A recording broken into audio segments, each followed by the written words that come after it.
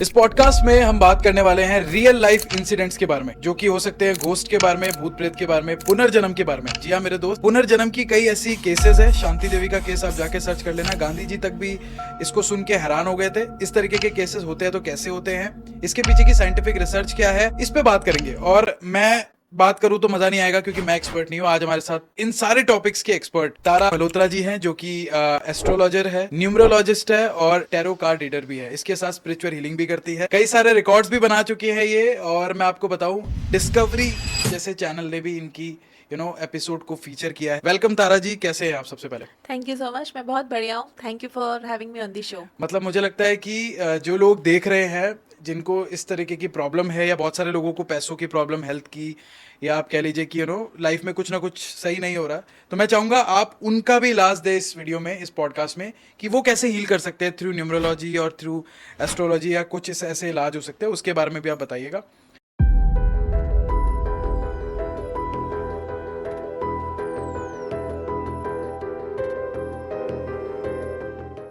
तो मैं सबसे पहले क्वेश्चन आपसे ये पूछना चाहूंगा कि क्या सच में ये घोस्ट होते हैं, भूत प्रेत होते हैं तो इनका क्या रेलेवेंस है, ये कैसे काम करते हैं? आप कैसे, कई सारे क्लाइंट्स भी है, तो इसके बारे में आप क्या बताना चाहें? सबसे पहले तो बिल्कुल घोस्ट होते हैं, स्पिरिट्स होते हैं, एनर्जीज होती हैं, ये हमारे आसपास रहती हैं।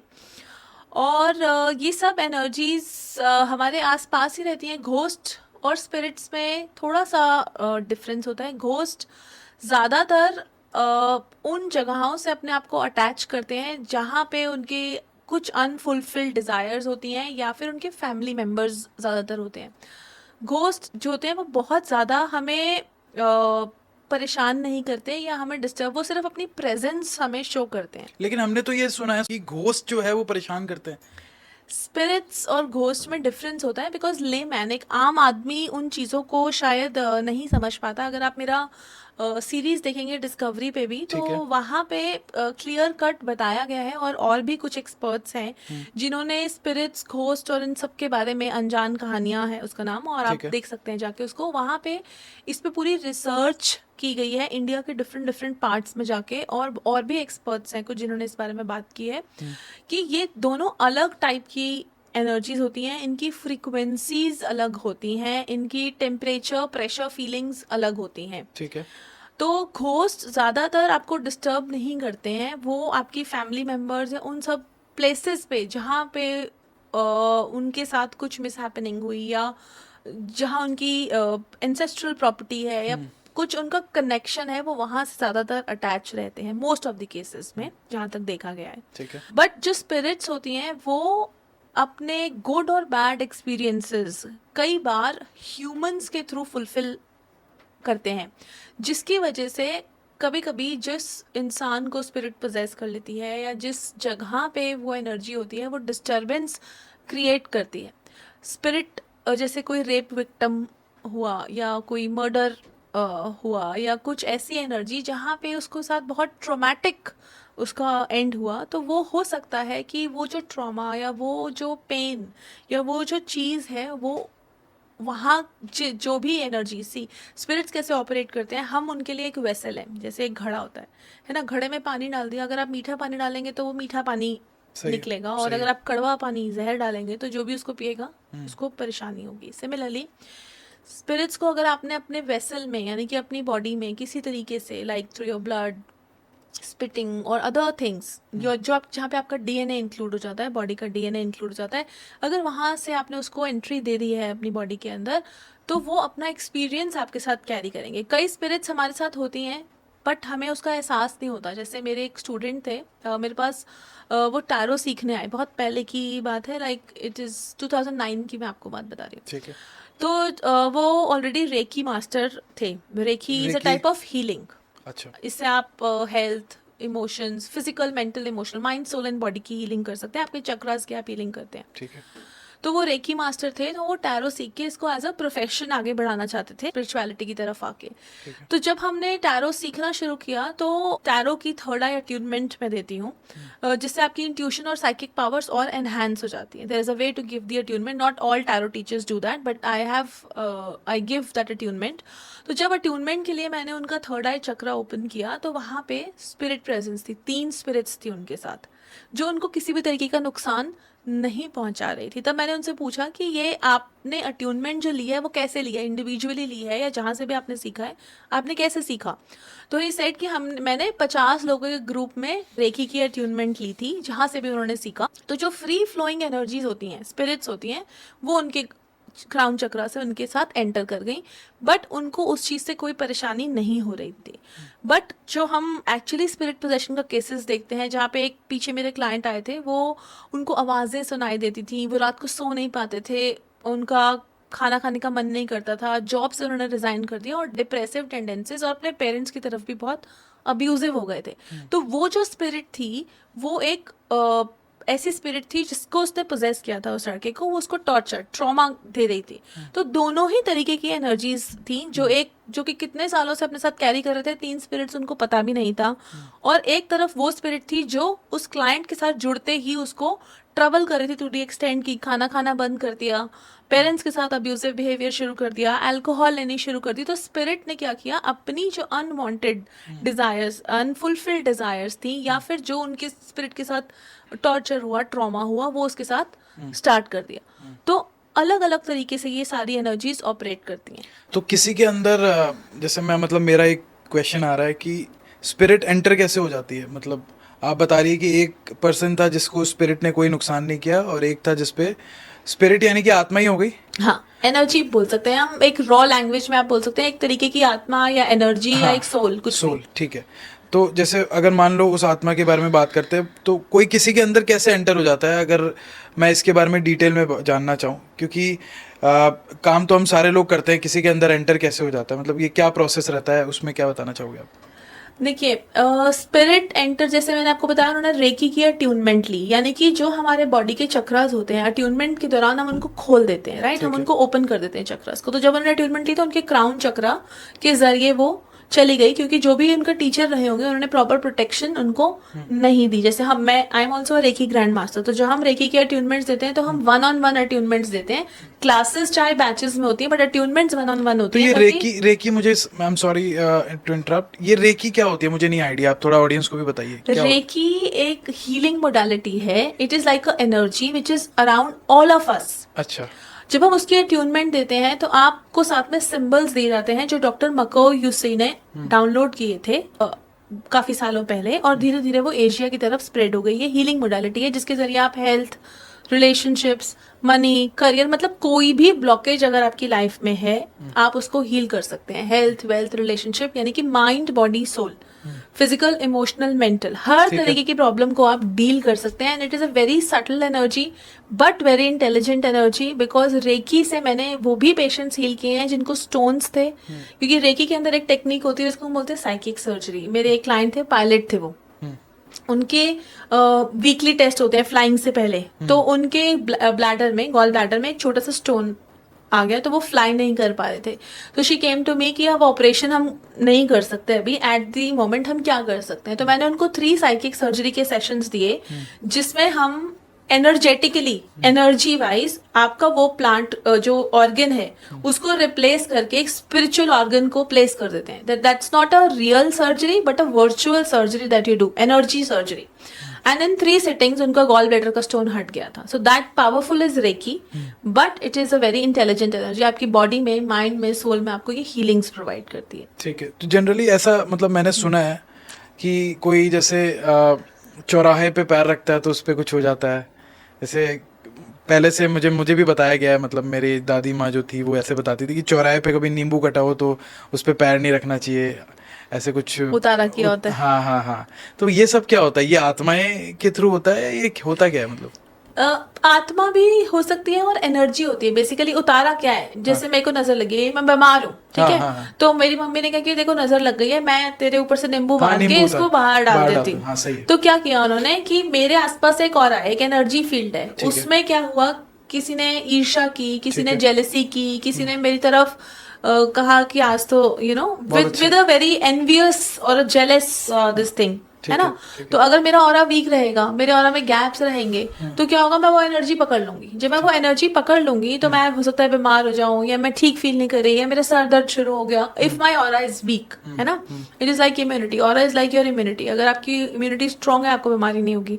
अगर आपकी इम्यूनिटी वीक है, तो आप, मैं अगर छींकूंगी तो आपको भी जुकाम लग जाएगा, राइट। सो अगर मेरा ऑरा वीक है, so I might pick up that energy and I might fall सिक।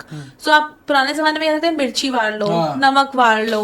कई लोग अपनी दुकान के सामने भी लगाते हैं नींबू मिर्ची वाला, वो टांगते हैं। नजर, वो नजर काटने के लिए ही हो गया ना। अच्छा। तो वो उतार के जब आपने सड़क पे फेंक दिया, ideally it should be cut into 4 halves and thrown in all 4 directions, ताकि अगर कोई और इसके ऊपर स्टेप आउट कर भी जाए तो वो इफेक्ट ना हो। But usually what people do is they just throw it, they don't want to cut it into pieces and do that task of throwing it in 4 directions. तो जब आपने फेंक दिया, आपने उसके ऊपर पैर रखा, किसी की एनर्जी, किसी का ऑरा, किसी की heavy energy, bad energy already है। आपने जब उस पर पाँव रखा, हो सकता है कि आपका एनर्जी फील्ड उस एनर्जी से भी लो हो। तो जैसे ही आपने पैर रखा, आपकी एनर्जी के अंदर वो एनर्जी रोटेट करने लग गई। तो आप वो इन्फेक्शन या वो नज़र या वो लॉसेस, या अगर किसी ने स्पिरिट, क्योंकि लामा फेरा के जब हम हीलिंग करते हैं, लामा फेरा इज अनदर मोडालिटी। जब हम लामा फेरा हीलिंग करते हैं तो हम लेमन यूज करते हैं स्पिरिट और एंटिटी रिमूवल के लिए, जिसको हम बाहर चौराहे पे 4 पीसेस में कट करके फेंक देते हैं। पर से किसी ने नहीं किया और फेंक दिया, then what is going to happen, अगर हमने एंटिटी रिमूवल किया है तो वो जिसने भी पाँव रखा है, he might get that energy into his और हर बॉडी। तो आपके पास कोई ऐसा केस आया कि उसको नजर लग गई और उसका बहुत लॉस हो गया? कोई रियल लाइफ ऐसा केस आप बता सके? नजर का केस डेफिनेटली बताऊंगी, बट नींबू वाला केस हुआ था मेरे साथ। अब मैं बताती हूँ। एक क्लाइंट मेरे पास आई, शी सेड कि मेरी कार खराब हो गई थी एंड मैं कार को धक्का मार के जा रही थी। उसके बाद से, जब से वो मेरी कार खराब हो गई है, मैं बीमार हूँ। ठीक है। तो I checked her energies, I said कि कुछ हैवी एनर्जी है, you have picked up some energy from somewhere. And जब मैंने मेडिटेट करके देखा तो मुझे ये फ्लैशेस नजर आए that she is pushing a car, और उसने किसी चीज के ऊपर स्टेप किया है। ठीक है। सो आई आस्क्ड हर कि कुछ ऐसा हुआ? शी सेड हाँ, जब कार खराब हुई थी उस दिन बारिश भी हो रही थी मैम, एंड मैंने एक लेमन के ऊपर स्टेप किया था जो एक काले से उसमें बंधा हुआ था। जब मैंने स्टेप किया तो मुझे पता चला कि उसके अंदर लेमन है, और क्योंकि बारिश थी तो मैं पहले देख नहीं पाई। तो वो किसी ने लिटरली कुछ एंटिटी रिमूवल या कुछ झाड़ा उतारा करके उसको फेंका हुआ था, और वो एनर्जी उसके ऊपर हावी हो गई थी, जिसकी वजह से उसको डेली फीवर आता था। एंड फीवर उसको ऐसे आता था, 9900 फीवर आता था। सारे टेस्ट उसके हो गए थे, यहाँ तक कि कोई एक हॉस्पिटल है बैंगलोर या Chennai, I don't remember exactly, it's like an old case. तो वहाँ तक हो आई थी, ब्लड के टेस्ट हो गए, किडनी, लीवर, कहीं कुछ भी नहीं आ रहा था। There was nothing in the reports. And doctor बस उसको यही कह रहे थे कि आपको शायद आप स्ट्रेस लेते हो, इस वजह से यू नो आपको फीवर आ रहा है।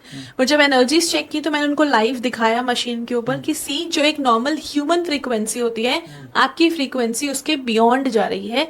And that is when I probed and found out कि शी स्टेप्ड ऑन समथिंग। फिर उसकी हीलिंग्स की गई, उसका दोबारा से हमने एनर्जीज को, एंटिटी को रिमूव किया, and now she is fine. उसने अपनी जॉब भी वापस ज्वाइन कर ली है, तबीयत भी ठीक है, सब कुछ ठीक है। सो यस, ये चीजें होती हैं, we have to be careful. तो ऐसा भी होता है, मतलब मैंने कहीं सुना है कि कोई किसी पे करवा देता है, कुछ ऐसा कर देता है तो उसका बिजनेस ठप हो जाए या उसकी हेल्थ एकदम डाउन हो जाए, ऐसे भी लोग कर सकते हैं? ऐसे होता है, बट जितना आजकल लोग बताते हैं उतना नहीं होता। क्योंकि लास्ट हमारे पॉडकास्ट में एक बाबा जी आए थे, वो बता रहे थे तांत्रिक विद्या में ऐसी ऐसी चीजें होती है जो यहाँ तक कि भी लोगों का डैमेज कर सकती है। तो damage to the extent of taking their life also can be done if people are using it in a wrong way, है ना। अगर आप देखो तो मारन क्रियाएं भी होती हैं, है ना। आपने सुना होगा बहुत ज्यादा, मतलब आपने किसी पे किया कि that person is no more life, you know, he passes away. अच्छा। तो अगर आप किसी भी विद्या को गलत इस्तेमाल करना, जैसे हम फॉर एग्जाम्पल चीनी है, ठीक है, चीनी है, आप उसको अगर खाएं एडिक्वेट क्वांटिटी में तो आपकी बॉडी के लिए अच्छी है। अगर आप डेली 1 किलो चीनी खाना शुरू कर देंगे तो वही चीनी जो आपकी शरीर के लिए जरूरी है, आपकी शुगर को मेंटेन करने के लिए जरूरी है, वही आपको डायबिटीज करके सही है, आप सही खत्म हो जाएंगे। हाँ, सिमिलरली ये सारी विद्याएं हैं, ये सही तरीके से अगर आप यूज करेंगे तो आपका फायदा करेंगी, आपको गाइडेंस देंगी, आपको डायरेक्शन देंगी, आपको वार्न करेंगी। अगर फॉर एग्जांपल मेरे साथ कुछ मिस हैपनिंग होने वाली है, या मेरा कुछ नुकसान होने वाला है बिजनेस में, या मेरा टाइम एस्ट्रोलॉजिकली ठीक नहीं आ रहा और मेरा इन्वेस्टमेंट का टाइम नहीं है, तो वो मुझे बता रही है कि आप इन्वेस्टमेंट मत कीजिए, तो मैं नहीं करूंगी, तो it is guiding me. But अगर वही चीज को मैं गलत तरीके से इस्तेमाल करूं और अपने साथ वाले को मुझे पता है कि ये वीक पॉइंट है और मेरा ये अच्छा पॉइंट है, मैं उसको डाउन करूं, तो ऑब्वियसली वो चीज है उसके लिए नेगेटिव है, राइट? तो हर चीज का पॉजिटिव है, हर चीज का नेगेटिव है। जैसे आपके किचन के सामान का पॉजिटिव नेगेटिव है, ऐसे ही हर विद्या का, हर चीज का पॉजिटिव नेगेटिव है। तो आप इसको नुकसान भी कर सकते हैं। तो कई लोग घरों में भी एक भाई दूसरे भाई के ऊपर करता है कि मुझे उसका शेयर मिल जाए, या मुझे उसके पैसे मिल जाएं, या एक कॉम्पिटिटर दूसरे कॉम्पिटिटर के ऊपर करता है कि उसका बिजनेस डाउन हो जाए। बट जिस कदर आजकल लोग बोलते हैं कि सभी के ऊपर हुआ है, सभी ब्लैक मैजिक, उतना नहीं होता। नज़र की जहाँ तक बात आती है तो एक क्वेश्चन लोगों के दिमाग में ये भी आता है कि फिर अंबानी जी को नज़र क्यों नहीं लगती? उनके तो शेयर्स बढ़े जा रहे हैं, पैसा बढ़े जा रहा है, तो इस पे क्या कहना चाहोगे आप? अंबानी जी को नजर क्यों नहीं लगती? बड़ा अच्छा ये क्वेश्चन है। बट एक बात बताइए कि आपने क्या देखा है कि वो कितने स्पिरिचुअल हैं? उनका डेली सुबह जो शुरुआत होती है, मैं मंदिर का नाम शायद भूल रही हूँ, वहां पे जो फर्स्ट आरती होती है वो उनकी फैमिली, उनके नाम से की जाती है। अच्छा। वो हर ऑस्पिशियस काम को करने से पहले, अगर आपने देखा हो, उनके घर में importance and priority spiritual work, spiritual energies, मंत्र, चैंटिंग, हर चीज को दी जाती है। जितना आप अगेन हर चीज का पॉजिटिव एंड नेगेटिव है। अगर आप पॉजिटिव से जुड़े रहेंगे तो नेगेटिव आपसे दूर रहेगा। अच्छा। एंड साथ ही साथ आप देखें तो उन लोगों ने भी काला धागा सबने पहना हुआ है, और उपाय जो है उन लोगों के भी चलते हैं, वो लोग भी उपाय करते हैं। अभी जैसे अनंत अंबानी की मैरिज हुई, राधिका आनंद की, तो मैं एक वीडियो देख रहा था। हाँ, तो उसमें ना अनंत एक पता नहीं ब्लैक सी जगह पे पूजा कर रहा था। ये काली माता की पूजा हो रही थी शायद, कुछ मैंने देखा था वो वीडियो।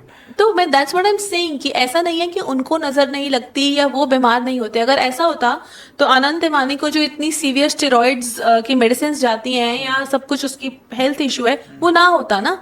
तो दे आर ऑल्सो ह्यूमन, उनको भी डिजीजेस होते हैं, उनके भी लाइफ में अप एंड डाउन होते हैं, उनको भी नजर लगती है, सब कुछ होता है, but they take care of it, plus they are very spiritual family. तो स्पिरिचुअल होना, या स्पिरिचुअल होने का मतलब यही होता है कि आप ऊपर वाले को याद कर रहे हैं, यूनिवर्स को बता रहे हैं कि आप सबसे बड़े हैं, या क्या होता है? स्पिरिचुअलिटी का एक्चुअल मीनिंग क्या है? स्पिरिचुअलिटी का मतलब सबसे पहले होता है कि अपने आप को जानना, ठीक है, अपने आप को समझना, ठीक है, और अपने आप को अपनी रूट्स से जोड़े रखना। सिर्फ अगर आप ये बोलो कि मैं रोज सुबह उठ के मेडिटेशन करती हूँ और मैं एक मंत्र जाप करती हूँ, नो, आई एम लोग इससे रिलेट करते हैं। No, that does not mean that you are spiritual. If you are a human first and then you are of doing your rituals, then you are spiritual. अब मैं meditation करती हूँ और मैं माला जपती हूँ, बट जैसे ही मैं अपने एम्प्लॉयज के पास पहुंचती हूँ मैं उन्हें मारना शुरू कर देती हूँ, सो आई एम नॉट स्पिरिचुअल। है ना? आप पहले इंसान हैं, फिर आप इन सब धार्मिक अगर क्रियाओं में लगे हुए हैं, that is being spirituality is not a ritual, spirituality is a way of life, the way you are living your life in a positive and a sattvic way. So can I say this thing कि if you do good things to others, that is also a spirituality? Yes, of course, of course. अब मैं रोज मंदिर जाती हूँ, हनुमान चालीसा करती हूँ और आती हूँ, बट जैसे ही मैं घर पहुँचती हूँ मैं अल्कोहल भी शुरू कर देती हूँ, मैं सबसे लड़ाई झगड़ा भी शुरू कर देती हूँ। आई एम सो कनिंग कि मैं ये देखती हूँ कि मैं इसको कैसे डाउन करूँ और अपने आप को कैसे, सो आई एम नॉट स्पिरिचुअल। वो जो पूजा है भगवान की, वो किस काम की अगर उसने मुझे जीने के अर्थ नहीं सिखाए? जीने के अर्थ को समझना और उस राह पे चलना सच्चाई से is spirituality according to me. ठीक है। Spirituality is a path, it is not a destination, it is a path that you have to walk on, way of life, you can say. लोगों को बड़ा ये कंफ्यूजन रहता है, वो सोचते हैं कि सुबह मंत्र पढ़ना या योगा करना है spirituality, that is religious activity. हाँ, ठीक है। अभी हम बात करते हैं ये एनर्जीज की, आप बात कर रहे हैं, आपने भी बताया पॉजिटिव एनर्जी होती है, नेगेटिव एनर्जी होती है। इसको आप यूनिवर्स से कैसे कनेक्ट करते हैं, और ये ऑरा एक्चुअल में क्या होता है? मतलब क्या आप किसी को भी देख के उसका ऑरा पहचान जाती है? अगर पहचानती है तो कैसे पहचानती है? मतलब लोग इसको कैसे कर सकते हैं अगर इस चीज़ के बारे में मतलब उनको समझना सोच रहा हूँ तो? अच्छा, अगर मैं आपको एक बहुत सिंपल एग्जांपल देती हूँ, ठीक है? आप भी बताओगे कि वो सही है गलत, I will not tell, you will tell, ठीक है? ओके, ठीक है। इस रूम में हम बैठे हैं, ठीक है। अगर मैं इस रूम में धूल मिट्टी भर दूं, ठीक है, पुराना सामान रख दूं, लाइटें टूटी फूटी लगा दूं और डिम कर दूं, तो आप इस रूम में बैठोगे? हाँ मतलब वो मुझे अच्छी फीलिंग नहीं आएगी, मैं ये क्यों? कहूँगा। क्योंकि सराउंडिंग अच्छी नहीं है या क्यों? कंफर्टेबल नहीं है। मतलब आपको एनर्जी अच्छी नहीं लग रही, हाँ नहीं लगी। आपको महसूस नहीं हो रहा कि मैं यहाँ बैठूं, मुझे इरिटेशन हो रही है, मैं यहाँ से जाना चाहता हूँ, हाँ, हाँ। बट मैंने इस कमरे को सुंदर बना दिया, मैंने अच्छे अच्छे प्लांट्स लगा दिए, सफाई कर दी और मैंने सुंदर सी लाइट्स लगा दी, तो आप यहाँ बैठोगे। और मैं अगर यहाँ पे अच्छे से एक सूदिंग म्यूजिक लगा दूं तो you will like to sit in the room, चाहे आप अपने मोबाइल पे ही क्यों ना 2 घंटे स्क्रॉल सही, करते सही, रहे। बिल्कुल इसका सही। मतलब क्या हुआ कि अब इस रूम की एनर्जी अपलिफ्ट हो गई, अब यहाँ पे पॉजिटिविटी आ गई। तो आपकी बात का जवाब आप ही के सवाल में है कि अगर हर चीज, चाहे वो लिविंग हो या वो नॉन लिविंग हो, वो अपने आसपास एक एनर्जी रखती है। ठीक है, उस एनर्जी को हम बोलते हैं ऑरा। ठीक है, हम सबके आसपास एक इलेक्ट्रोमैग्नेटिक ऑरा होता है, ठीक है। वी एज ए ह्यूमन, अगर आपने कहीं पिक्चर्स में, फिजिक्स में भी देखा हो तो एक ऐसे वो बना होता है, या फिर जो पुराने साधुज होते थे या गुरुज होते थे, चक्र बना उनके होता है। आसपास एक हालो बना होता था उनके साथ, तो वो उनका ऑरा है, उनकी रोशनी। ठीक है, ठीक है। जब हम बहुत ज़्यादा नेगेटिव होते हैं, डिप्रेस्ड होते हैं, सैड होते हैं, लो होते हैं, हमारी एनर्जीज क्लीन नहीं होती, तो उस ऑरा में गैप्स होने लगते हैं। ठीक है। जिसकी वजह से हम बाहर की एनर्जी, अब बाहर की एनर्जी क्या हो सकती है? आप दूसरे लोगों से मिल रहे हो, आप बस में जा रहे हो, आप वॉशरूम जा रहे हो, आप अलग अलग एक्टिविटीज कर रहे हो ड्यूरिंग द डे, तो आप वो एनर्जीज आपके ऑरा में घुसने लगेंगी। अगर आपका ऑरा बहुत लो है तो आपको फिर नजर भी लगेगी जो आपके बारे में गलत सोच रहा है, जो आपके बारे में अच्छा नहीं सोच रहा। कोई अगर कुछ जैसे आपने बोला कि करवा देते हैं किसी के ऊपर, हमने मैजिक करवा दिया किसी तरीके का, या कोई काम हमने क्रिया करवा दी, तो वो भी उसको इफेक्ट करेगी। बट अगर मेरा ये इलेक्ट्रोमैग्नेटिक फील्ड इतना स्ट्रांग है, मैं पॉजिटिव हूँ, हैप्पी हूँ, मैं चैंटिंग भी करती हूँ, मैं अच्छी इंसान हूँ, I do my meditations, I keep my chakras balanced, तो मेरे आसपास की एनर्जी जो इलेक्ट्रोमैग्नेटिक फील्ड है, अगर कुछ गलत आएगा भी तो वहां से बाउंस हो जाएगा, लो लेवल एनर्जीज बाउंस होने लगेंगी। हाँ, अगर कोई आपकी एनर्जी से भी हैवी एनर्जी है, इट इज लाइक कुश्ती में 2 पहलवान लड़ रहे हैं, अगर आपने मेहनत की भी है, अगर आपसे स्ट्रांग पहलवान आएगा तो आप हार ही जाओगे, बट अगर आपके लेवल का है, आपसे जूनियर है, आप लड़ोगे और उसको हरा दोगे। तो हमारा ऑरा हम सबके आसपास रहता है, non living and living things में भी रहता है, हमारे हर एनवायरनमेंट में रहता है। अब हर ऑरा का एक कलर होता है, जैसे आप मेरे सामने बैठे हैं तो मुझे आपका ऑरा का colour yellowish and dusky mustard नजर आ रहा है, जिसका मीनिंग ये है कि आप बहुत सोचते हैं किसी काम को करने से पहले, और फिर इसको आप इम्प्लीमेंट करते हैं, और वो भी आप 100% इम्प्लीमेंट नहीं करते, क्योंकि बीच में मस्टर्ड कलर थोड़ा सा मडी कलर है, विच सेज कि वो कहीं ना कहीं वो कॉन्फिडेंस नहीं ला पाते 100% इम्प्लीमेंट करने का। Implementation is 70 to 80%, right? ये आपने सही कहा कि मतलब मैं कोई काम को करने से पहले 15-20 बार सोचता हूँ, उसके सारे रिजल्ट्स के बारे में सोचता हूँ क्या हो सकता है, then I implemented.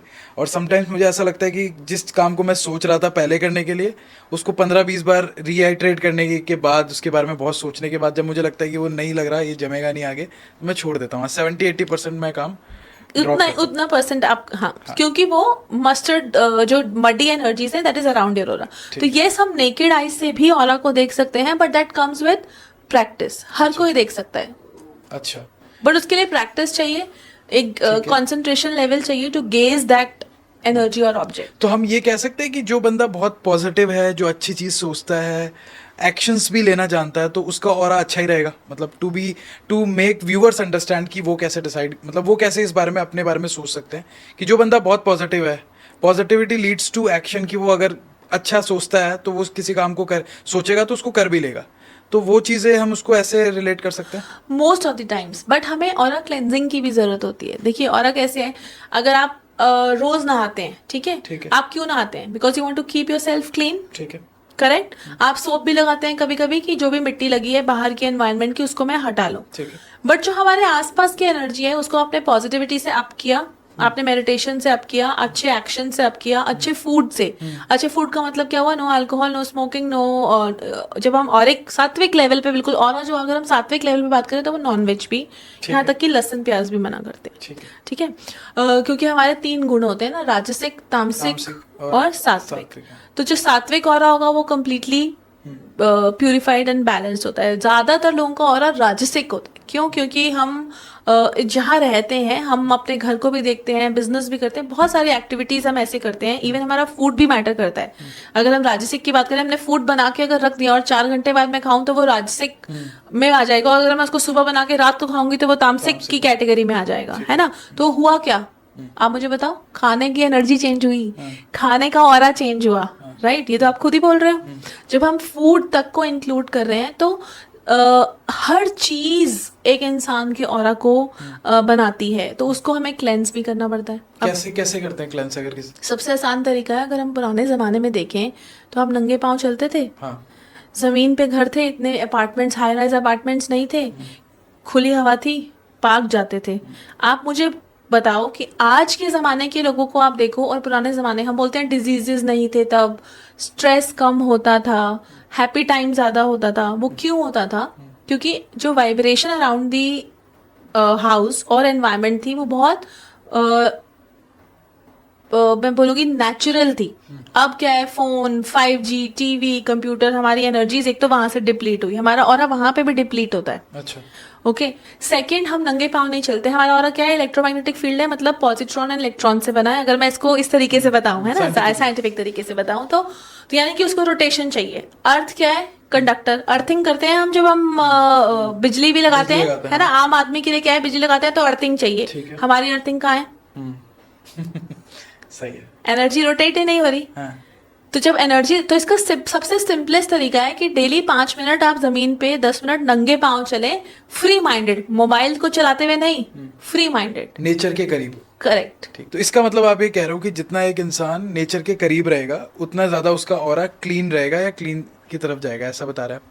This is one of the way. अच्छा, कि जितना आप अगर दिन में 10 मिनट भी अर्थ के ऊपर नंगे पांव बेयरफुट चलते हैं हरी घास के ऊपर, तो इससे आपका ऑरा यानी कि इलेक्ट्रोमैग्नेटिक फील्ड रोटेट करेगा, ऑटोमेटिकली आपका स्ट्रेस बर्स्ट होगा। स्ट्रेस बर्स्ट होगा तो आपके खाने का दिल करेगा, फैमिली के साथ स्पेंड करने का टाइम मिलेगा, यानी कि ऑरा चर्निंग, एनर्जी चर्निंग होगी। जितनी एनर्जी चर्निंग होगी उतने आप पॉजिटिव रहेंगे। अच्छा, तो आई होप जो व्यूअर्स देख रहे हैं उनको काफी इस चीज में क्लैरिटी दिस मिली इज होगी। One of the way, one of easiest. तो बाकी वेज अगर वो जानना चाहे तो कैसे जान सकता है? चलो ये भी क्वेश्चन मेरे दिमाग में आ रहा है, मैं पूछ आप लेता हूं। नमक के रॉक सॉल्ट से आप बेथ कर सकते हैं। अच्छा। आप क्रिस्टल्स पहन सकते हैं। ठीक है। इसके अलावा आप सेज या फिर कपूर, कैम्फर, जो भी आपके पास हमारी कंट्री जो है वहाँ पे ये बहुत रिच है इन सब चीज़ों में। गूगल, कपूर, ये सारे रेजिन्स हमारे यहाँ मिलते हैं। उससे आप अपने घर की क्लीनिंग कर सकते हैं। आप कोई स्पिरिचुअल वाटर, होली वाटर लेके उसको आप रॉक सॉल्ट पे मिक्स करके भी अपने घर में स्प्रेड कर सकते हैं। So that these are the easiest way to clean. जो लोग धूप करते हैं वो इसी का एक वन ऑफ द वे है इसको क्लीन करने का। Can be one of the ways, yes yes, it is one of the ways. मैं ये भी कहना चाहूँगा जो लोग इस पॉइंट तक देख रहे हैं, आगे अभी हम न्यूमरोलॉजी के बारे में बात करेंगे, how one can cure his life problems through numerology. इस पे क्या क्या हो सकता है हम तारा जी के साथ बात करेंगे, तो बने रहिएगा लास्ट तक। मेरा नेक्स्ट क्वेश्चन रीबर्थ के बारे में होगा। पुनर्जन्म पे बहुत मूवीज़ भी बनी है, करण अर्जुन है और बहुत सारी होंगी, ये तो मैं जो मुझे याद आ रहा है नाम वो मैं बता रहा हूँ। और शांति देवी का एक केस भी आया था, ये काफ़ी पुराना केस है। उस समय शांति देवी जो जिनका कहीं और जन्म हुआ था, उन्होंने अपने बोलना शुरू कर दिया था कि वो मथुरा से है। फिर जब उनकी फैमिली मथुरा गई तो जो जो उन्होंने बातें बताई वो सच एक्चुअल में बिल्कुल फैक्ट के साथ सही निकली। एंड ये केस उस समय गांधी जी तक भी पहुंचा था। इस तरीके के केसेस हम देखते हैं, सुनते हैं, लेकिन साइंस इसको क्यों अप्रूव नहीं करता? और आपके पास क्या कोई ऐसा केस आया है, उस पर भी बताइएगा। और रीबर्थ कैसे पॉसिबल हो सकता है, मतलब मरने के बाद कोई क्या होता है या उसके साथ क्या होता है, ये कैसे पता कर सकते हैं लोग? मतलब उस पर थोड़ा सा मैं जानना चाहूँगा आपकी क्या इस पर। देखिए, ये दो अलग अलग पॉइंट्स यहाँ पे हैं। एक पहला कि रीबर्थ होता है या नहीं होता, डेफिनेटली रीबर्थ होता है। तभी तो हमारे पास्ट लाइफ रिग्रेशन थेरेपीज होती हैं, या हम हिप्नोसिस के जरिए जानने की कोशिश करते हैं, या आकाशिक रीडिंग्स होती हैं। मतलब डिफरेंट मोडालिटीज हैं देखने की। अच्छा, सेकंड के केस आया या नहीं आया, तो यस, मेरे पास एक केस आया था जिसमें एक लड़की थी, 6-7 इयर्स की लड़की थी, और वो जब 6-7 ईयर्स मतलब उन्होंने होश संभाला तो एक दिन जिस फैमिली में वो थी उन्होंने शिमला जाने का प्लान बनाया हिमाचल की तरफ। तो उन्होंने बताया कि ऐसे ऐसे हम यहाँ जाएंगे। तो उस लड़की ने बोला कि उसने पर्टिकुलरली उस जगह का नाम लिया कि मेरे को शिमला में यहाँ पे जाना है हिमाचल में, क्योंकि यहाँ मेरे पेरेंट्स हैं और मेरा घर है, और मैं ऐसे रोड एक्सीडेंट में। तो वो जो ट्रिगर था उसका, उसने उसको उसकी पास्ट की सारी रिकॉल स्टार्ट करा दी। और जब उसके प्रेजेंट लाइफ के पेरेंट्स फैमिली वहाँ लेके गई तो एक्चुअली बताया गया कि वो रोड एक्सीडेंट में उस तरीके से उस लड़की की डेथ हुई थी। और आसपास के लोगों का उसने नाम बताया, सब चीज़ें उसने बताई और एग्जैक्टली सब कुछ वैसे ही निकला। तो अब जब रीबर्थ होता है तो रीबर्थ हम सबका होता है, राइट? और वो सारी इंफॉर्मेशन हमारे सबकॉन्शियस माइंड में स्टोर्ड होती है। कभी कभी किसी किसी केस में सडन या ट्रॉमेटिक ट्रिगर आता है या सडन ट्रिगर आता है, तो वो सबकॉन्शियस मेमोरी की जो याद होती है वो रिवाइव होके हमारे कॉन्शियस स्टेट में आ जाती है। जब वो जब हमारे कॉन्शियस स्टेट में आती है तो पर ये बहुत rarest of the rare case में होता है, क्योंकि सोल जब नेक्स्ट बर्थ चूज करती है तो हम जब बॉर्न होते हैं तो उसके बाद हम पास्ट लाइफ की सारी चीज़ों को भूल जाते हैं। But sometimes in some cases वो ट्रिगर इतना स्ट्रांग होता है कि वो सबकॉन्शियस के अपर लेयर से कॉन्शियस लेयर में पहुंच जाता है and people start recalling. So ये एक केस मैंने देखा है। तो आप ये कह रहे हो कि जितने भी लोगों का रीबर्थ होता है उनके सबकॉन्शियस माइंड में वो मेमोरीज रहती है पुरानी बिल्कुल लाइफ की। रहती है। तो एक इंसान कितने रीबर्थ ले सकता है और क्या सभी रीबर्थ की मेमोरी उसके पास रहती है? रहती हमारी सबकी मेमोरी हमारे पास है, बट हम उसको एक्सेस नहीं कर सकते। एक्सेस करने के लिए हमें टूल यानी कि पास्ट लाइफ थेरेपी के जरिए जाना पड़ता है। अगर क्लाइंट यानी कि जो आपके पास आया है वो उसको एक्सेस करना चाहता है, बट वो भी उसको हिप्नोसिस के जरिए एक्सेस कर पाएगा या नहीं कर पाएगा ये कहना बहुत मुश्किल है, बिकॉज उसके लिए आपको एक बहुत डीप रिलैक्सेशन स्टेट और एक उसके जरिए सेशंस के जरिए जाना पड़ता है। इसका ऑल्टरनेट है आकाशिक रीडिंग्स, जहाँ पे रीडर जो कि रीड कर रहा है वो आपकी पास्ट लाइफ को एक्सेस करके आपको इन्फॉर्मेशन दे सकता है। अच्छा, तो आप पास्ट लाइफ थेरेपीज भी करती हैं लोगों के लिए? मैं पास्ट लाइफ से ज़्यादा आकाशिक थेरेपीज करती हूँ। Yes I do past life, but again उसमें आपको क्लाइंट को ट्रांस सेशन में, हिप्नोसिस सेशन में ले जाना पड़ता है slowly and sometimes you know it takes 3-4 hours for us to take the client into that zone where he can access his life, and sometimes the client after coming back is not that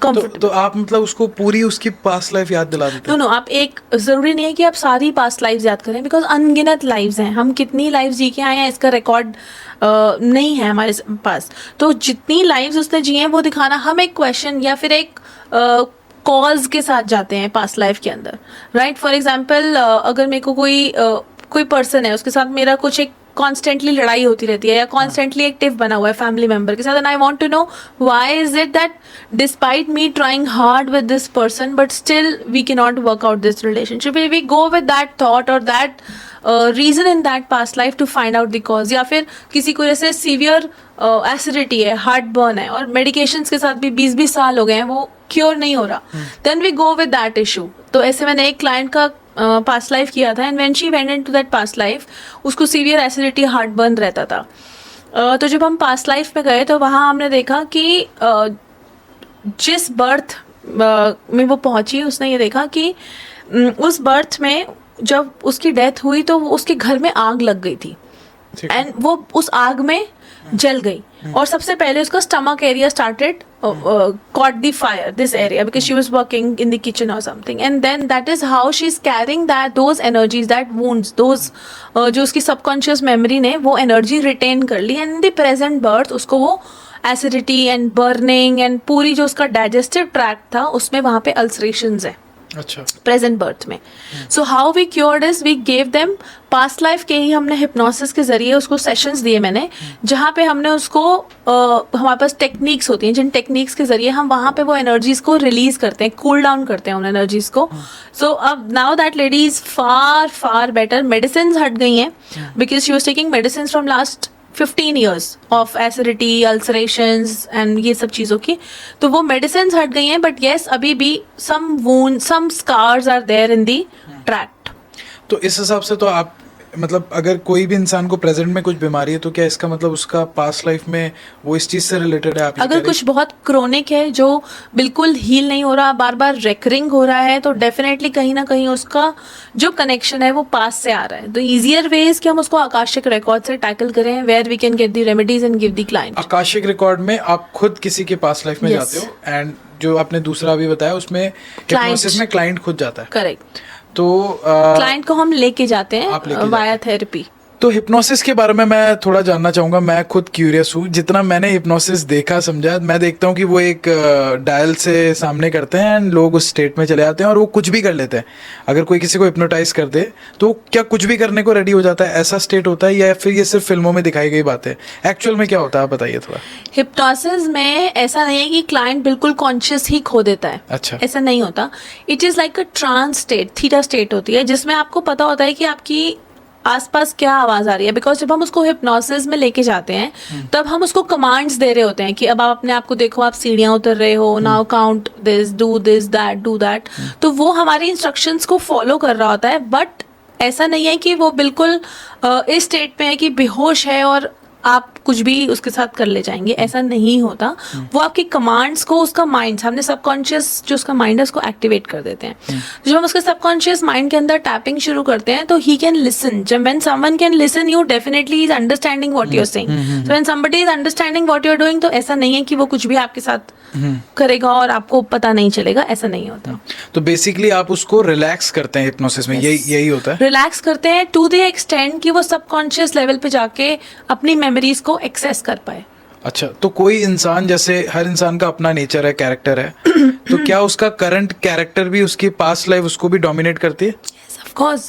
of course बिल्कुल करती है। मेरे पास एक case था, एक lady का था, हमने आकाशिक रिकॉर्ड से उसको डील किया था। उसमें उनका प्रेजेंट रिलेशनशिप अच्छा नहीं था अपने हस्बैंड के साथ, एंड वो बहुत ही दबने वाली लेडी थी और उनके हस्बैंड बहुत अग्रेसिव थे, राइट। और वो बहुत एडजस्ट करने की कोशिश करती थी अपने हस्बैंड के साथ, बट हस्बैंड उनके जो थे उनके साथ मतलब कुछ ऐसी चीज़ें उनको कहते थे जो हमें बाद में पता लगी जब हमने आकाशिक रिकॉर्ड्स किए। तो जब हम एक्सेस करने गए उनके रिकॉर्ड्स, तो ये पता चला कि जब पहले तो उनकी रीडिंग की बहुत डिफिकल्ट थी मेरे लिए, क्योंकि जब मैंने रिकॉर्ड्स की रीडिंग स्टार्ट की, जैसे ही मैंने पाथवे प्रेयर्स को ओपन करके मैंने ब्रिज स्टार्ट किया, तो मुझे ऐसा लगा जैसे मुझे सांप काट रहा है पूरी बॉडी पे, मतलब snakes everywhere, and I could not walk forward. तो फर्स्ट स्टेप में तो I had to come back. That was something जो एक पहली बार हुआ था इतने साल की रीडिंग के बाद। जब सेकेंड टाइम मैंने दोबारा उनके रिकॉर्ड्स में गई तो मैंने ये देखा, there was a role reversal one, कि जो इस जन्म में वाइफ थी वो वहाँ पे हस्बैंड थे, एंड जो हस्बैंड थे वो वहाँ पे वाइफ थी। तो इस जन्म में कैसा था कि वाइफ बहुत दबी हुई थी और हस्बैंड बहुत अग्रेसिव थे, राइट। अब पास्ट बर्थ में क्या हुआ था, जो हमने आकाशा में देखा मैंने, कि वो जो लेडी थी जो यहाँ पे बहुत सबमिसिव थी, वहाँ पे वो सपेरा, she was a snake charmer. अच्छा। और उनके पास बहुत सारे स्नेक्स थे, and that man had an affair with someone else, but वो इस लेडी को कुछ कह नहीं पाता था। He was very submissive there, और हालांकि he was a snake charmer, but wife के साथ उसकी the wife was so dominating कि वो कुछ भी कह नहीं पाता था, और वो उससे दबता रहता था। तो उसने रास्ता ये निकाला कि उसने अपनी वाइफ को उस स्नेक्स के बीच में धकेल दिया, जहाँ पे स्नेक बाइट की वजह से उसकी डेथ हो गई। तो इस बर्थ में वो सबमिसिव नेचर वाइफ जो वहाँ पे हस्बैंड था वो लेके आया, बट उस जन्म में वो उससे पीछे छुड़ाना चाहता था उसी लेडी से। इस जन्म में जो हस्बैंड बन के आया उसको वो चाहती थी कि वो मेरे साथ अब ठीक से रहे, बट क्योंकि वहां पे वो बहुत डोमिनेटिंग था और स्नेक बाइट की वजह से वो उसकी डेथ हुई थी, तो जब भी ये वाइफ उससे कुछ बात करती थी उसको लगता था कि उसकी आवाज उसको चुभ रही है, काट रही है, डस रही है। तो मैंने उस लेडी से आके पूछा कि क्या आपको कोई आपके हस्बैंड ऐसा वर्ड बोलते हैं कि जब तू बोलती है तो मुझे लगता है कि तू मुझे डस रही है, मतलब यू आर बाइटिंग मी, मुझे चुभती है तेरी आवाज। तो इस तरह आपको कैसे पता? तो आई सेड कि मुझे वहां सुनाई दे रहा था आकाशा में। तो वही मेमोरीज, वही नेचर दोनों लेके यहाँ पे पैदा हुआ है कि वो अग्रेसिव, वो सबमिसिव। तो आपका नेचर भी डेफिनेटली इम्पैक्ट होता है आपके पास्ट लाइफ और आपकी रिकॉर्ड से, जो आपकी सोल ने यहाँ पे जर्नी चूज की है, आपकी किस पास्ट लाइफ के बाद चूज की है, ये सब मैटर करता है। तो ये कौन डिसाइड करता है? मतलब मैं आप जो बता रहे हैं, मतलब मैं बड़ा एक्साइटेड हो रहा हूँ कि ये जैसे हमने देखा है कि भाई वो यमराज होते हैं, उनका एक बंदा होता है वो हिसाब करता है सारा, क्या ये ऐसे ही होता है एक्चुअल में? ये डिसाइड कौन करता है कि नेक्स्ट बर्थ में कौन क्या बनेगा? ये एक सोल, आपकी सोल और आपके कर्मास डिसाइड करते हैं कर्मास एज इन जो मैं आज काम कर रहा हूँ that is my Karma. Yes of course, जो आप आज काम कर रहे हैं वो आपके फ्यूचर बन रहा है। आज आप पैसा कमा रहे हैं तो तभी तो आप फ्यूचर में घर लेंगे। ठीक है। आज आप काम करने का एक्शन करेंगे तो अगर आज आपके बच्चे पढ़ेंगे, ठीक है, पढ़ने का कर्मा करेंगे, तभी तो वो आगे जाके डॉक्टर बनेंगे या डिजाइनर बनेंगे या कुछ एक पाथ चूज करेंगे। अगर आज वो पढ़ेंगे ही नहीं, इफ दे आर अनएजुकेटेड, तो वो कल कुछ बन पाएंगे? फिर यहाँ पे डेस्टिनी का क्या रोल है? लोग कहते हैं कि सब कुछ लिखा हुआ है, तो जब सब कुछ लिखा हुआ है तो फिर कोई क्या कर रहा है? फिर तो सब कुछ ऑलरेडी प्लान्ड है हर चीज। जैसे कृष्ण जी ने कहा था कि कर्म तो आपको करना है, डेस्टिनी है। कर्म भी फिर लोग ये कहते हैं कि डेस्टिनी में लिखा है कर्म करना, तभी कर्म हो रहा है। बिल्कुल, एक पेड़ है, हवा नहीं चल रही, उससे पत्ता कैसे गिरेगा बताओ? फिर तो कोई चीज की टेंशन लेने की किसी को जरूरत नहीं है, क्योंकि सब कुछ डेस्टिनी। अगर मैं काम कर रहा हूँ वो भी मेरी डेस्टिनी है। तो वो तो कर्म में लिखा ही है ना आपके। हाँ। They are interconnected. सी, आपकी डेस्टिनी में लिखा है कि आप ये कर्म करेंगे, तो आप वो कर्म कर रहे हैं, राइट? तो that is also destined that you will do this action. Exactly, जब वही मैं आपसे पूछ रहा हूँ। हाँ, तो फिर तो वो तो भी वो चीज लिखा ही है ना। आप अगर मेहनत कर रहे हैं तो वो मेहनत आप लिखी हुई लेके है। आए हैं, वो लिखी हुई है आपके लिखी हुई है। प्लैनेट्स ने, आपके चार्ट ने वो लिखा हुआ है। ठीक है। फॉर एग्जाम्पल, अगर किसी के डेट ऑफ बर्थ में मैं बोलूं कि बहुत बार 1 आ रहे हैं, ठीक है, तो वो बहुत टॉकेटिव होगा। ये लिखा है, उसके डेट ऑफ बर्थ में ही लिखा है। वो लिखवा के आया है कि वो इतना बोलेगा कि आप उसको बोलोगे चैटर बॉक्स। अच्छा, ठीक है। तो वो लिखित है हमारे अंकों में, हमारे बर्थ चार्ट में, हमारी प्लैनेटरी पोजीशंस में वो लिखा है कि उसका कम्युनिकेशन स्ट्रांग होगा। ठीक है, ठीक है। तो ऑफ कोर्स वो तो दे आर इंटरलिंक्ड। आप कर्म और डेस्टिनी को अलग अलग नहीं कर सकते। ठीक है।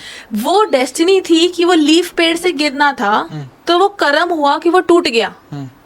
या आप ऐसे बोल सकते हो वो कर्म हुआ वो टूट गया, तो वो डेस्टिनी लिखी हुई थी। दोनों कनेक्टेड है, आप अलग नहीं कर सकते दोनों को।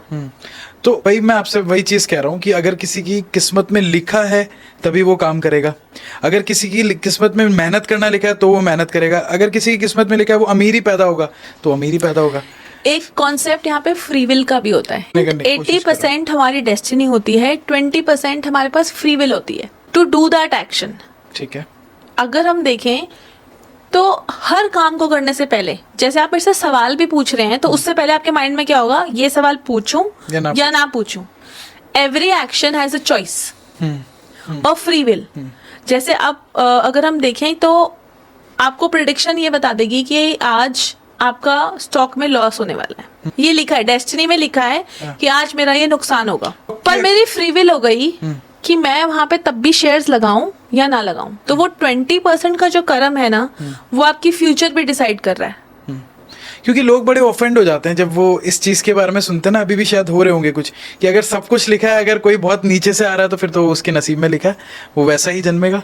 तो फिर मतलब चॉइस कहाँ हुई? देखो, फिर 20% हमारी डेस्टिनी होती है। अब जैसे I was working in a multinational company, ठीक है। अब मेरी वो फ्री विल थी कि मैं वहां से रिजाइन करूं या ना करूं। ठीक है। अगर मैं ना करती तो आज मैं वहीं जॉब कर रही होती और साथ साथ ये काम करती।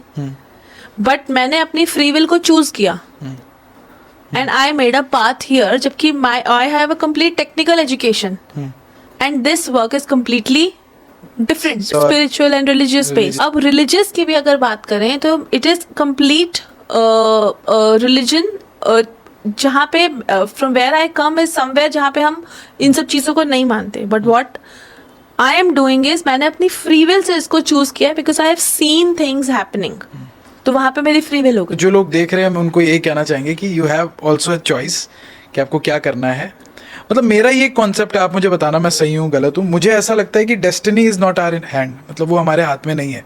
अगर मेरे नसीब में कल को लिखा है करोड़पति बनना, मैं बनूंगा करोड़पति। कैसे? बिना एक्शन के तो नहीं बनोगे। तो लेकिन एक्शन मेरे हाथ में है, करेक्ट। तो चॉइस मेरे हाथ में है। तो फिर मुझे they are connected. No, they are connected.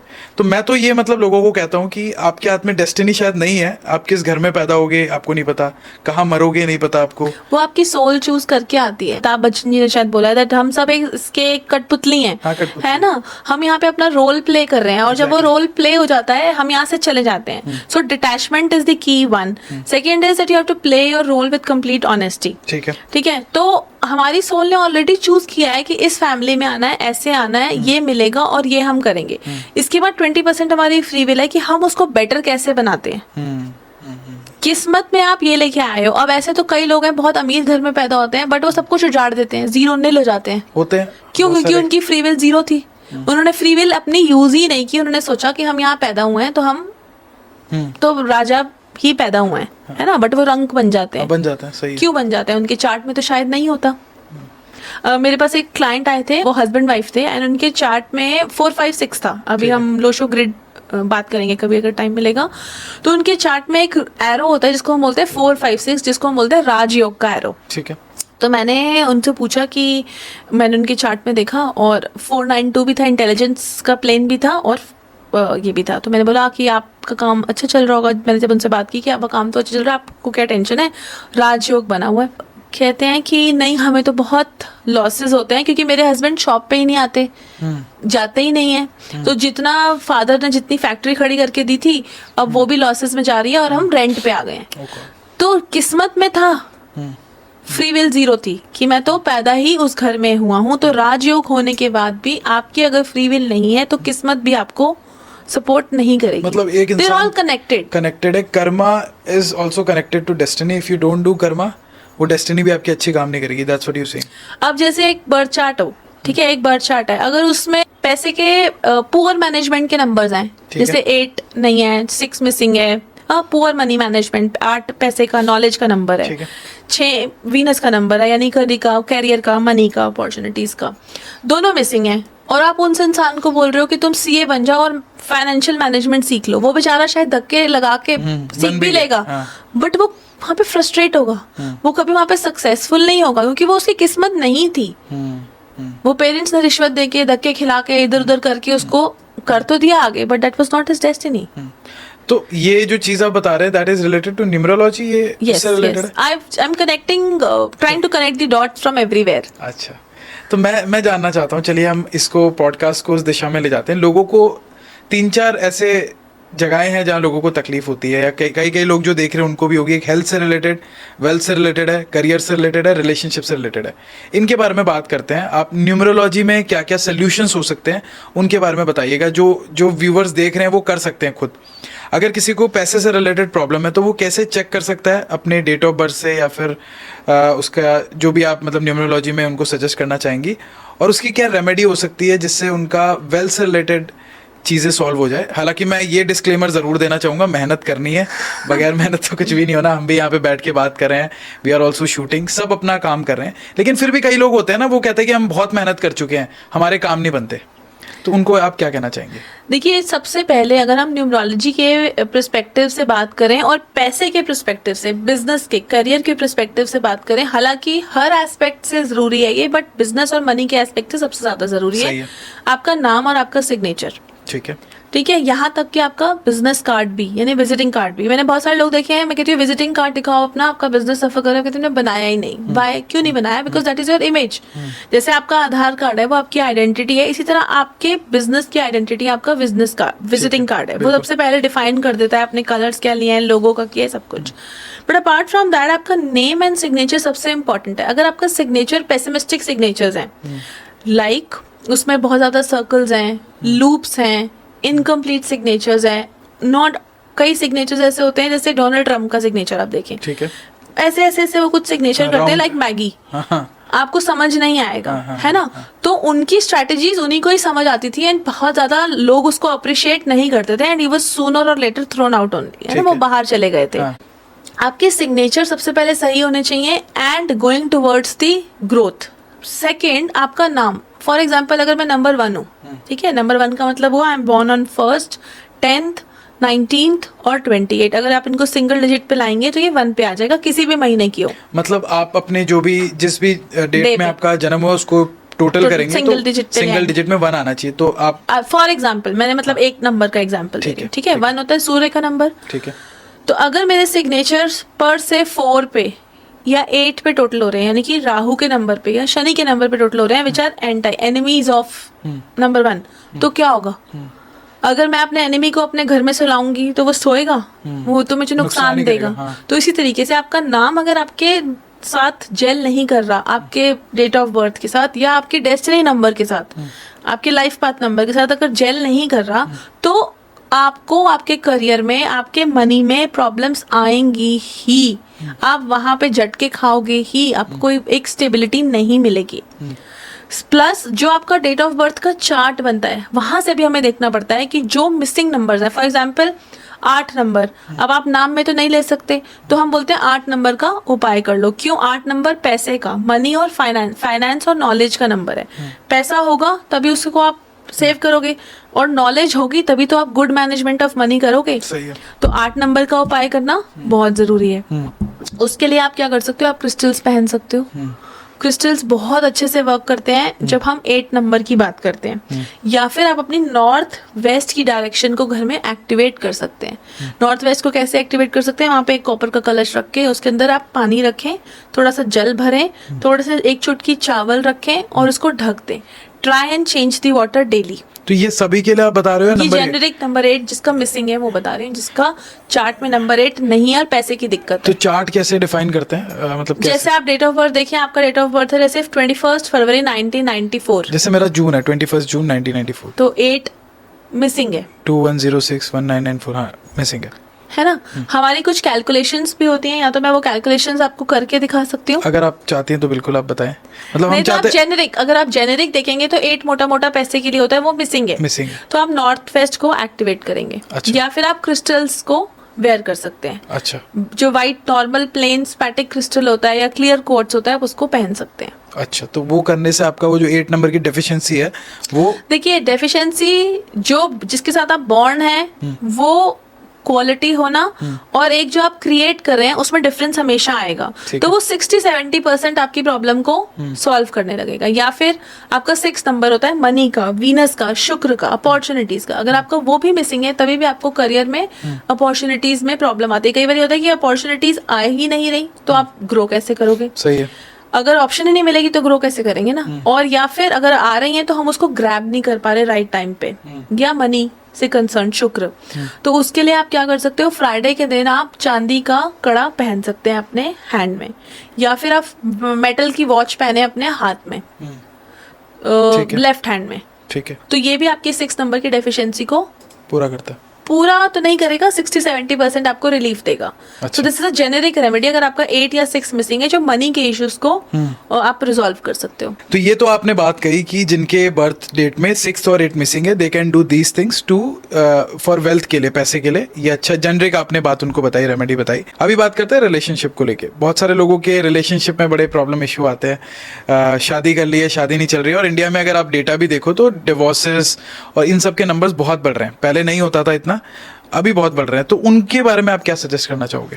उनके लिए सबसे पहले तो एक उपाय बताऊंगी, बहुत इजी उपाय है। आपने क्या करना है, बट ये मैरिड लोगों के लिए या ऑलरेडी जो इन रिलेशनशिप है, इसको आप किसी और के लिए ठीक है, रैंडमली नहीं कर सकते। ठीक है। ठीक है, आपने जो 2 पार्टनर्स हैं उनका हैंकरचीफ ले लेना है। ठीक है। ठीक है, आपने ये वर्ड बोलना है, रिबल नोबल वनराबी। ठीक है, आपने हैंकरचीफ लिया, एक नॉट बांधनी है, दोनों हाथों, दोनों हैंकीज को साथ में पकड़ लिया, ठीक है। एक नॉट बांधी, बोला रिबल नोबल वनराबी, रिबल नोबल वनराबी, रिबल नोबल वनराबी, नॉट लगा दी। फिर ऐसे ही 3rd लगाई, 4th लगाई, और आपने विजुअलाइज करना है, सोचना है कि जो आइडियल रिलेशनशिप आप चाहते हैं, this is a magical French word. तो उसके बाद इसको आप अपने मैट्रेस के नीचे रख लीजिए। So this is only for people who are already in relationship, married और दे आर टुगेदर। अच्छा, तो आप उसके लिए कर सकते हैं। बट अगर हम मैं यही पूछा था, ये रिबल नोबल नराबी ये क्या चीज है? थोड़ा ये एक मैजिकल वर्ड है, magical phrase, French word, magical phrase है ये, इसको आप यूज कर सकते हैं। अच्छा, इससे with in 3 days you will start seeing the changes in the relationship. मतलब पॉजिटिव होने लगेगा, अंडरस्टैंडिंग बढ़ जाएगी, and the love and compassion will increase. तो आपने उसको अपने मैट्रेस के नीचे रख लेना और वहीं रहने देना है।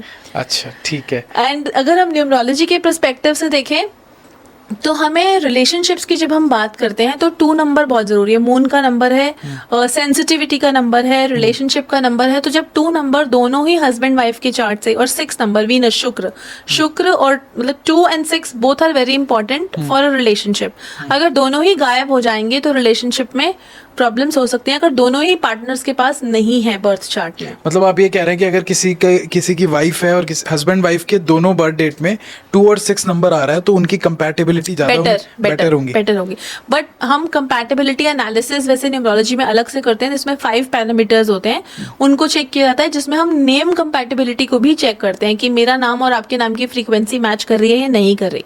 But apart from that, for general raw this thing, आप क्या कर सकते हैं इसके उपाय के लिए, क्योंकि 2 नंबर है, मून का नंबर है, तो आप जब भी फुल मून हो उस दिन दोनों हस्बैंड वाइफ जो है मून की एनर्जीज में बेथ जरूर करें। मतलब इन द सेंस कि 15 मिनट 10 मिनट 15 मिनट बाद चेयर लगा के मून की एनर्जीज में बैठ जाएं। अच्छा। सेकेंड, चांदी का गिलास में आप पानी पीना स्टार्ट कर सकते हैं, दोनों ही पार्टनर्स, या आप खाना खाना शुरू कर सकते हैं मून की एनर्जीज। और मंडेज को आप जो है वाइट चीज़ों का, जैसे राइस हो गया, दूध हो गया, इसका आप दान करें।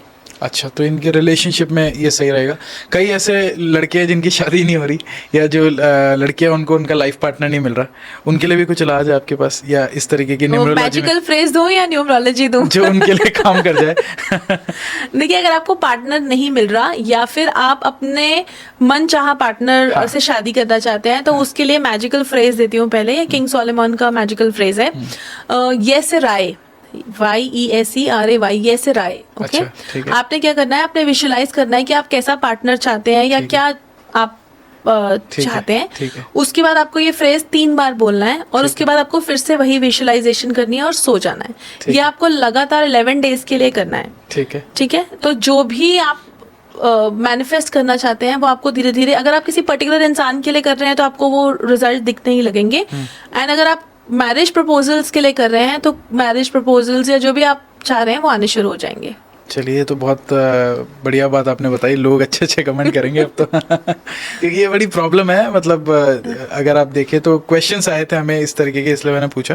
बट इसको राइट डायरेक्शन में ही यूज करना है, that is the only disclaimer. या तो ये बात थी, हमने हेल्थ और रिलेशनशिप की बात की। अभी हेल्थ की बात करते हैं। That is the top priority of anyone's life. अगर वो है तो सब कुछ है। तो कई लोगों की तबीयत बड़ी खराब हो जाती है, मतलब बहुत जल्दी वो बीमार पड़ जाते हैं, तो उसके भी कुछ इस न्यूमरोलॉजी में और इसमें कुछ हम कर सकते हैं उपाय?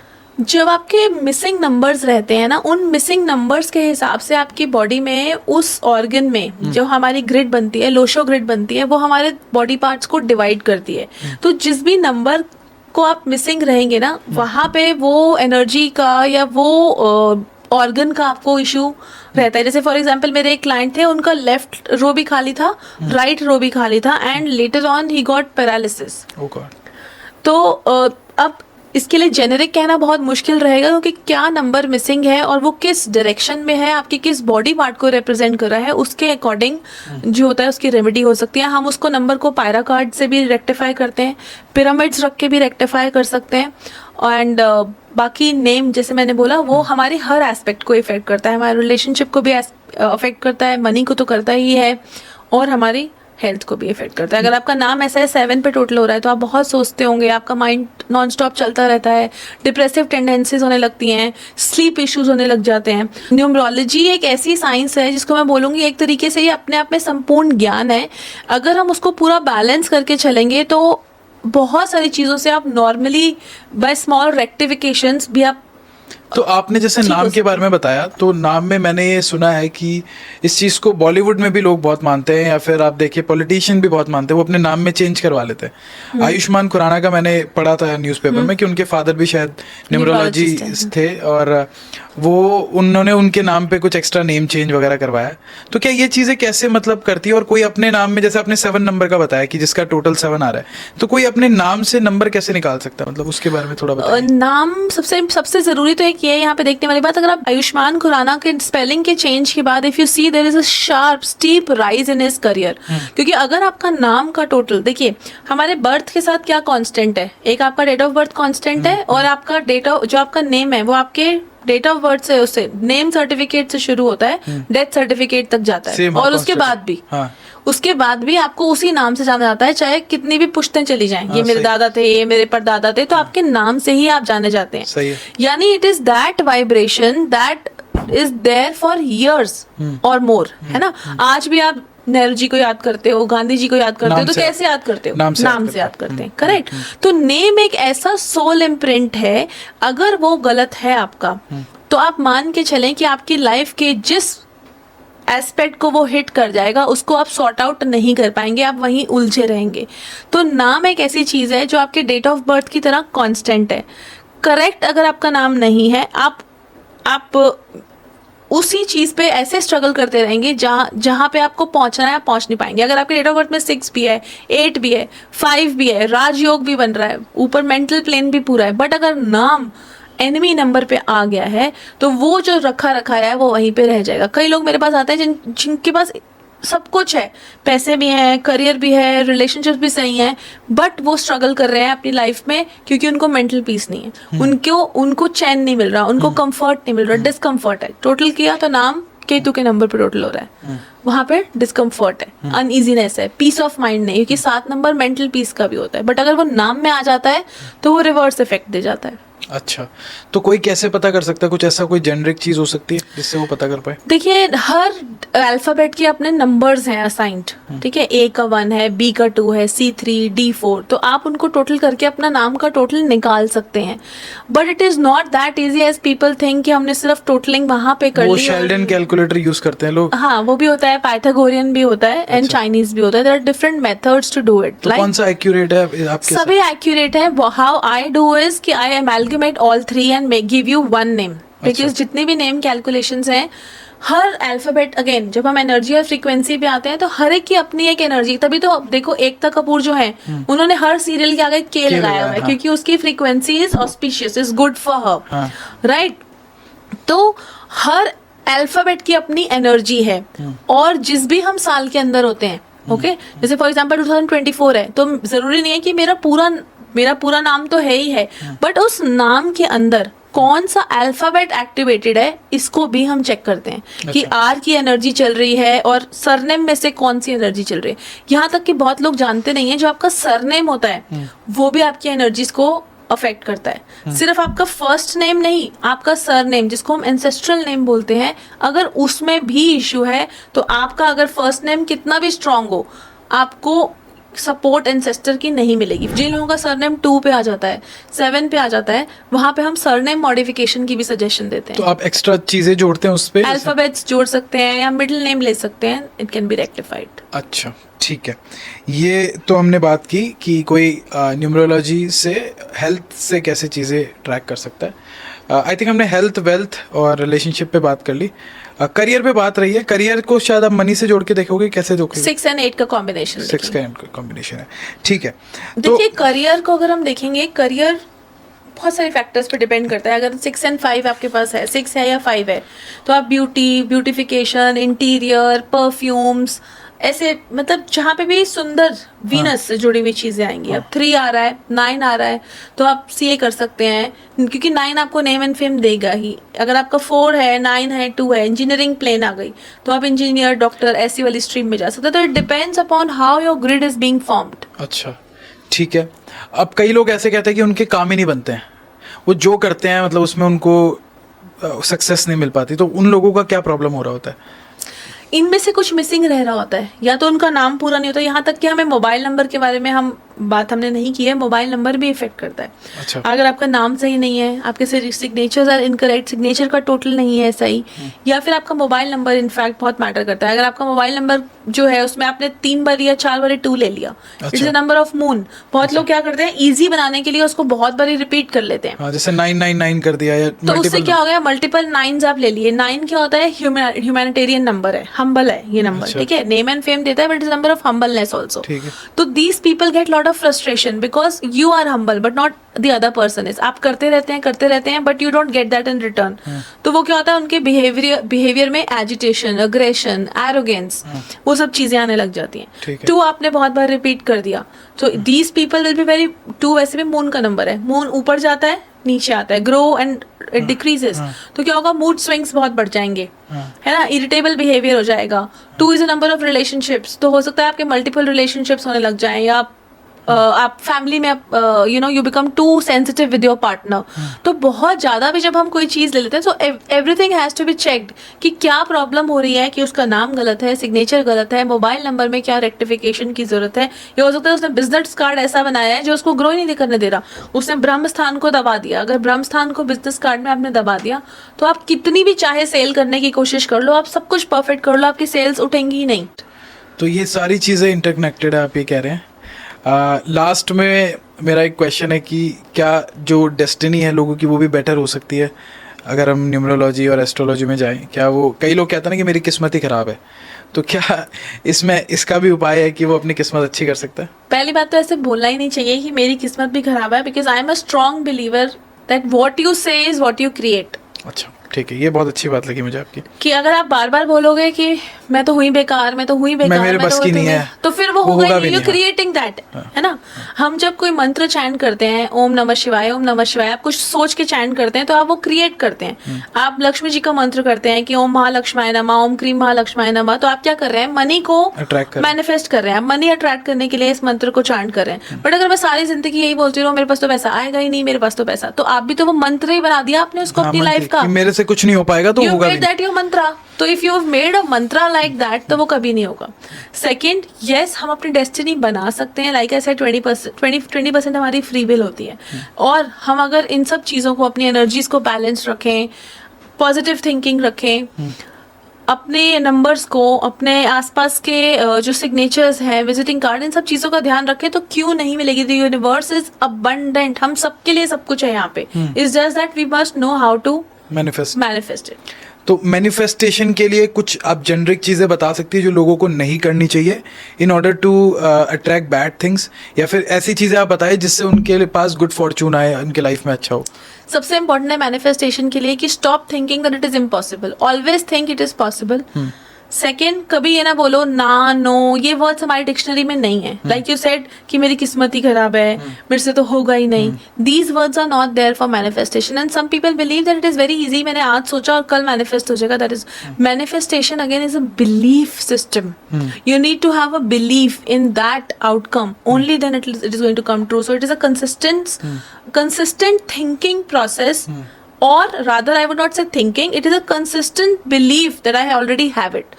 अब ये भी तो मैनिफेस्टेशन ही है कि आप एक मिट्टी की मूर्ति से भगवान बनाते हैं और उसको आप पूजने लग जाते हैं। हाँ, उसको आप भगवान मानते हैं। क्यों? क्योंकि आप बिलीव करते हैं कि ये भगवान है और इनसे मुझे वरदान मिलेगा और मैं एकदम अमीर बन जाऊंगी। सही है, करेक्ट।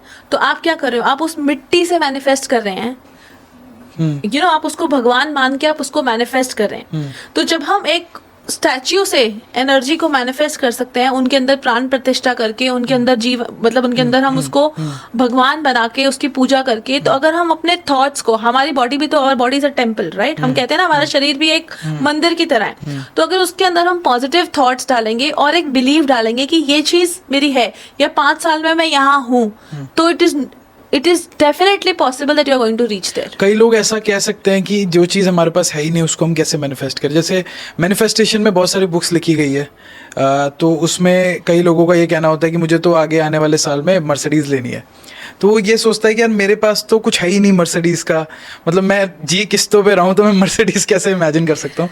उनको क्या बोलना चाहिए? देखो, ऐसे एक बुक मैंने भी लिखी है, your mind is your magic. तो अच्छा। आपका माइंड अगर सोच लेगा ना तो वो चीज होगी, number 1, but it has to be realistic one.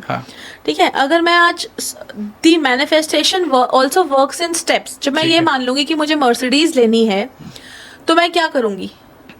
जब मैं ये सोचने लग जाऊंगी कि मेरे पास मर्सिडीज है, तो मेरे एक्शंस ऑटोमेटिकली बैकग्राउंड में चेंज होने लगेंगे। मैं 5 की जगह 10 घंटे काम करूंगी। I will look for another avenues of money. So my body, mind and energy वो उसी डायरेक्शन में लग जाएगा, and you will manifest it. But you have to believe it during that 1 year. उस 1 ईयर में जब फेलियर्स आए तो उन फेलियर्स से ये ना सोचे कि ये हो नहीं सकता, मैंने तो गलत सोचा था। उस फेलियर से लर्निंग ले। You know, when I do something wrong, I always, मतलब that is my own personal mantra, अगर मेरे से कोई चीज़ गलत होती है तो मैं कभी ये नहीं कहती कि ये मुझसे गलत हुआ है। मैं हमेशा ये बोलती हूँ ये मेरे साथ क्यों हुआ है और इससे मैंने क्या सीखा है। You know, even if I lose money और if I lose something, I always see कि अच्छा अगर ये नहीं है तो what is it that I am missing and what is the message that I am getting, that's all. अब वो चला गया, दैट मीन्स वो मेरा था ही नहीं। मतलब आप ब्लेम नहीं करते अपने आप को? नो, वो नेगेटिव एनर्जी नहीं आती आपके अंदर। नो, हाँ, ये जब चीज़ वो अच्छी नहीं आएगा तो आप कभी उस डायरेक्शन में जाएंगे नहीं, एंड डेफिनेटली जो जो आप चाहते हैं ना वो आप मैनिफेस्ट करते जाएंगे।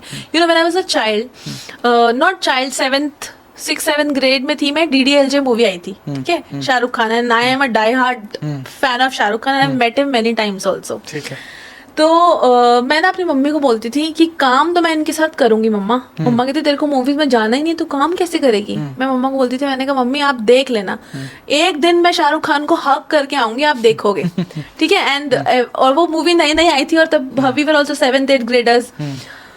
तो उस टाइम मैं स्पोर्ट्स खेलने वेस्ट बंगाल गई हुई थी, I am a national level player, तो मैं वेस्ट बंगाल में थी और ये मूवी यहाँ पे रिलीज हो गई, एंड हम वहाँ पे गाने सुनते थे सारे, क्योंकि सब इन दिल्ली को रिप्रेजेंट करने हुए थे, पूरे all teams were there from all states. तो हम बहुत सारे 200 के आसपास बच्चे, वी यूज्ड टू, तो तब मैं आके मैंने कहा मम्मी मैं तो करूंगी, देख लेना, अब मैं हक करके आऊंगी, ये वो ऐसे ऐसे। हाँ, मम्मा भी हंसती थी कि कैसे। फिर जब मैं कॉलेज गई, तब कॉलेज में भी फ्रेंड्स को मैं यही बोलती थी, मैंने कहा नहीं यार, काम तो मैं कुछ तो करूंगी।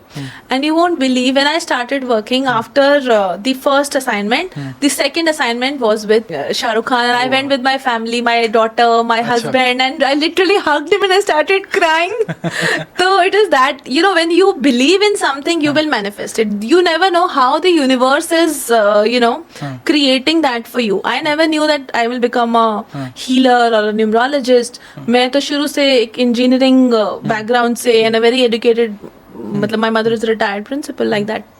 तो मैं उस तरीके से एक लाइफ का पाथ था, नेवर न्यू कि मैं यहाँ आ जाऊंगी and then I am going to meet all the Bollywood stars and उनको देखूंगी, उनके साथ मिलेंगे और ऐसे सब होगा। मैं ये सो इट इज मैनिफेस्टेशन। तो आपकी मैनिफेस्टेशन करेक्ट साबित हुई। मतलब मेरा खुद का भी एक्सपीरियंस है। मतलब मैं जब रेंट के घर पे रहता था उस समय, तो मैं ये सोचता था यार ये कभी हम भी मालिक बनेंगे, हम किराए पे देंगे तो वो क्या मतलब वो फील होगा। तो मैं वो सोचता था, मतलब फिर you start feeling that, you start achieving that because you are believing that. और वो एक्चुअल में हो गया। मतलब आज जब हमारे घर पे कोई रेंट पे रहता है तो मुझे लगता है यार ये भी पॉसिबल है। मतलब उस समय मुझे ये लगता था कि ये होगा कैसे, बिकॉज कुछ भी नहीं था। लेकिन हाँ, ये आप सही कह रहे हैं कि जब हम सोचते हैं कि हम वहाँ पहुँच सकते हैं और पहुँच गए हैं, तो वो कुछ ना कुछ होने लग जाता है। मतलब वो आपने जो वर्ड यूज किया है ना, feeling, that feeling has to be there. हाँ, अगर जब आप फीलिंग शुरू कर देते हो ना, तो आप वो बिलीविंग शुरू कर देते हो। जब वो बिलीविंग एंड फीलिंग एमैल्गमेट हो जाती है, it leads to the manifestation. जब आप सोचते हैं बट आप बिलीव नहीं आप वो फील नहीं करते, है ना। जब when I do healings for people, I tell them कि आप ये सोचो कि आप वो काम ऑलरेडी कर चुके हो। हाँ, आप उसको फील करो कि वो कैसा होगा, उसके बाद आपका वक्त आप क्या करोगे, है ना। You start living that, then it helps in faster meditation, manifestation. जब आप सोचोगे ये तो होगा ही नहीं, ये तो होगा ही नहीं, तो मैं जितनी मर्जी हीलिंग करती रहूं, आप तो बोल यही रहे हो कि ये तो होगा नहीं, तो वो होगा ही नहीं। You're wasting my time. तो उनको ये फील करना, जैसे जो भी देख रहा है इस पॉइंट तक पॉडकास्ट, तो मैं उनको यही कहना चाहूंगा, आप जो भी बनना चाहते हैं उसको फील करो कि आप ऑलरेडी बन चुके हो। Yes. फिर मुझे लगता है आपके एक्शंस भी चेंज होने लग जाते हैं।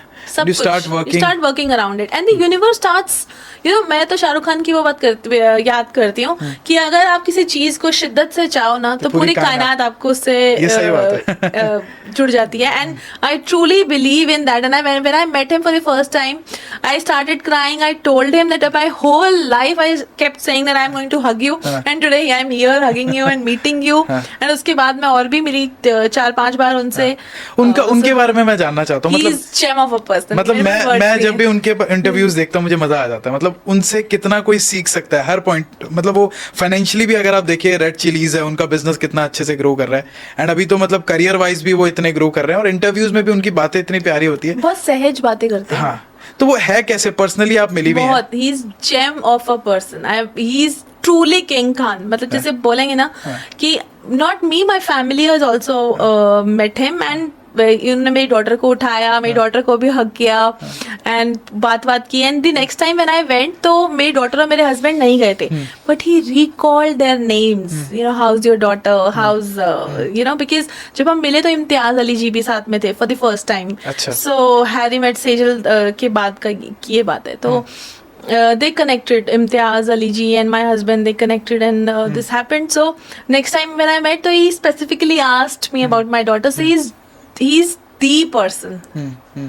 मतलब मैंने I've met many people, but no one near him. So he is truly a king Khan. Yes, absolutely. Right so मुझे लगता है कि बहुत बढ़िया लगा मुझे आपसे बात करके, और सेम हियर। हम एक दूसरा सेशन भी आपके साथ करना चाहेंगे, थोड़ा और स्पेसिफिक होगा, इस नीश पे बात होगी। बट इस पॉइंट तक जो इस वीडियो को देख रहे हैं उन्होंने, आई एम 100% श्योर उन्होंने बहुत सारी चीज़ें सीखी है, बहुत सारी चीज़ों, इन सारी चीज़ों को यूज़ कैसे आप अपने लिए कर सकते हो वो उन्होंने जाना है। आप लास्ट क्या मैसेज देना चाहेंगी लोगों को जो इस पॉडकास्ट को अभी तक देख रहे हैं?